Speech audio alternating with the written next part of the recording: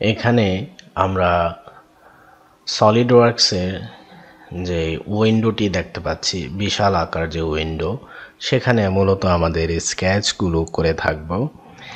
Sketch করে মূলত আমাদের যে কোনো ধরনের প্রোডাক্টের ডিজাইন, যে কোনো ধরনের পার্টস তৈরি করে থাকি। আমরা যে স্কেচ ট্যাবটি রয়েছে তার মধ্যে এর যে জেনারেল যে ফিচারগুলো রয়েছে, যেগুলো দিয়ে জেনারেলি আমরা স্কেচ করে থাকব, সেগুলো ডিফল্ট হিসেবে দেওয়া আছে।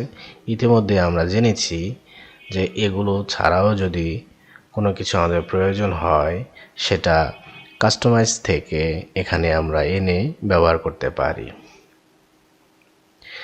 এখানে নিচের দিকে আমরা ট্রাইমেট্রিক একটি সিম্বল দেখতে পাচ্ছি, অর্থাৎ আমরা ইতিমধ্যেই বুঝতে পেরেছি 3D বলতে ত্রিমাত্রিক যে অবজেক্ট রয়েছে সেটাকে বোঝানো হয়।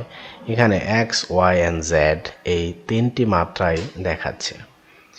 আর এখানে আমরা তিনটি প্যানেল পাচ্ছি, যেই প্যানেলের মধ্যে আমাদের স্কেচগুলো করে থাকব।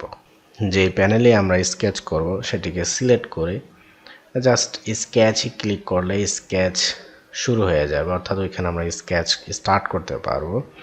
অথবা এখান থেকে যে স্কেচ, এখানে জাস্ট সিলেক্ট করে স্কেচ, অথবা এখান থেকে স্কেচ বাটনে প্রেস করে আমাদের কমান্ডটি অ্যাপ্লাই করতে পারি।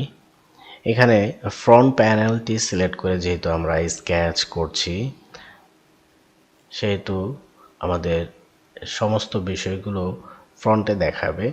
আবার এটা যদি আমরা এখান থেকে ব্যাকে দেখতে চাই, অথবা এটা যদি টপ থেকে দেখতে চাই, তাহলে আমরা দেখতে পারবো। যদিও বা এখানে কোনো স্কেচ নেই, স্কেচ যখন থাকবে তখন আমরা এটা দেখতে পারবো। এখানে যে লাইন দেখতে পাচ্ছি, আমরা লাইন টুলের মাধ্যমে আমরা লাইন তৈরি করতে পারি। এখানে রয়েছে সার্কেল, তারপর রেক্টেঙ্গুলার, তারপর রয়েছে triangle arc, 3 point arc and centre point arc. তারপরে এলিপস টুল রয়েছে, প্যারাবোলিক, কনিক এবং স্প্লাইন। এখানে রয়েছে স্কেচ, ফ্লেট অ্যান্ড চ্যাম্পার। তারপর রয়েছে starlight, slot, 3 point arc slot ইত্যাদি। বিভিন্ন ধরনের সুবিধা আমরা গ্রহণ করে থাকব এই ধরনের স্কেচিংয়ের যেই কমান্ডগুলো রয়েছে তার সাহায্যে। প্রথমে আমরা স্টার্ট করি লাইন দিয়ে। এখানে এটা হচ্ছে আমাদের সেন্টার পয়েন্ট, 0 0 অবস্থা। এখান থেকে আমাদের চতুর্দিকে যেই স্পেসটি রয়েছে সেটি বিশাল স্পেস। এখানে জাস্ট ওয়ান ক্লিক করে আমাদের স্কেচ স্টার্ট করতে পারি আমাদের যতটুকু দরকার।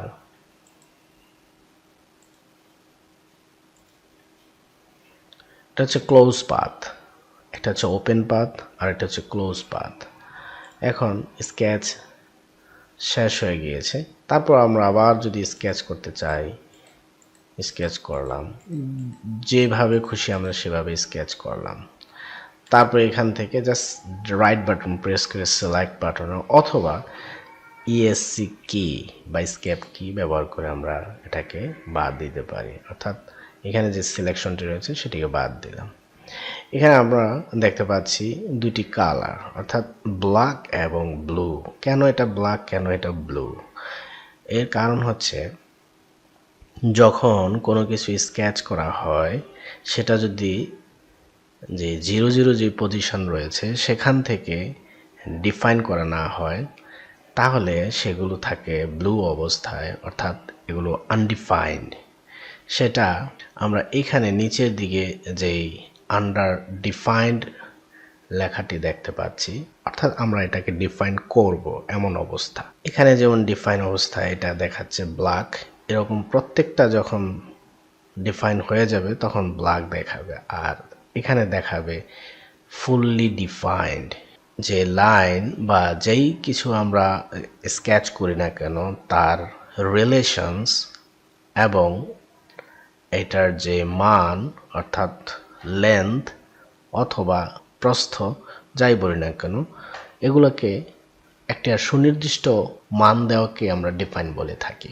এগুলোকে কিভাবে আমরা সে মানটা দিতে পারি, সেটা মান দেওয়ার জন্য এখানে আমরা যে স্মার্ট ডাইমেনশন রয়েছে সেটির সাহায্যে দিতে পারি। এটা আমরা আরও পরবর্তীতে দেখব কিভাবে করা যেতে পারে। তাছাড়া আমরা যে স্কেচটি করেছি তার ফ্রি মুভমেন্ট আমরা করতে পারবো। অর্থাৎ দেখুন এখানে এটাকে ফ্রি মুভমেন্ট করছি, এটা ফ্রি মুভমেন্ট হচ্ছে, কিন্তু এদিকে যাচ্ছে না বা এদিকেও যাচ্ছে না, বাট এটা কিন্তু সব দিকেই যাচ্ছে। এর মানে হচ্ছে এটি ফ্রি অবস্থায় আছে, এটাকে কোনো ডিফাইন করা হয় নাই বা কোনো রিলেশনে নাই। ঠিক এরকম করে প্রত্যেকটা পয়েন্টকে আমরা উইদাউট ডিফাইন মুভ করাতে পারি, যে কোনো অবস্থাতে নিতে পারি। যেহেতু আমরা সলিডওয়ার্কসের মধ্যে কোনো স্কেচ করলে সেটাকে প্যারামেট্রিক্যালি ডিফাইন করতে পারি, সেহেতু নিজের ইচ্ছা মতো ডিফাইন করার পর মুভমেন্ট করানো যাবে না। অর্থাৎ রিলেশন এবং এর যে মান সেটা দেওয়ার পর সেটা মুভ করানো যাবে না, যেহেতু এটা প্যারামেট্রিক। এখন আমরা এটাকে সিলেক্ট করার পর জাস্ট ডিলিট প্রেস করলেই ডিলিট হয়ে যাবে। ডিলিট ডিলিট, ঠিক যেটা আমাদের ডিলিট করার প্রয়োজন ডিলিট হয়ে যাবে। এখন আমরা যদি মনে করি এর মধ্যবর্তী স্থান দিয়ে একটি রেখা অঙ্কন করতে চাই, তাহলে ঠিক এটার উপরে আমাদের যে মাউস কার্সারটি রয়েছে এটা নিলেই এটার মিডল পজিশন শো করবে। পাশে তার একটি সাইন দেখাচ্ছে মিডল পজিশনের, যে এখান থেকে আমরা জাস্ট ক্লিক করলে মিডল পজিশনটি পেয়ে যাবে। ডিফল্ট অবস্থায় আমাদের যেই টুল টিপগুলো রয়েছে অথবা যে স্ন্যাপিং বিষয়টা রয়েছে, আমরা কোনো একটা লাইনের উপরে গেলে এটা স্ন্যাপ করছে, দেখুন এখানে খুব স্ন্যাপ করে মিডল পজিশনে চলে যাচ্ছে। এটা ডিফল্ট অবস্থায় আপনারা সলিডওয়ার্কসে পাবেন। পরবর্তীতে এটাকে কিভাবে আমরা চেঞ্জ করতে পারি দেখব। আপনারা লাইনকে ধরেও করতে পারেন, তারপর এটার যে পয়েন্ট রয়েছে পয়েন্টকে ধরেও কাজ করতে পারেন।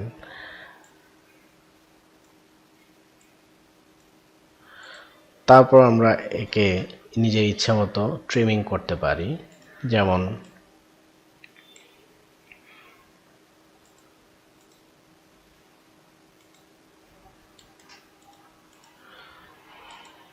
জাস্ট ট্রিম এন্ট্রিটিস, পাওয়ার ট্রিম সিলেক্ট করে জাস্ট ট্রিম ট্রিম ট্রিম, যেটা আমাদেরকে বাদ দেওয়া দরকার বা অথবা সবগুলো যদি বাদ দিতে চাই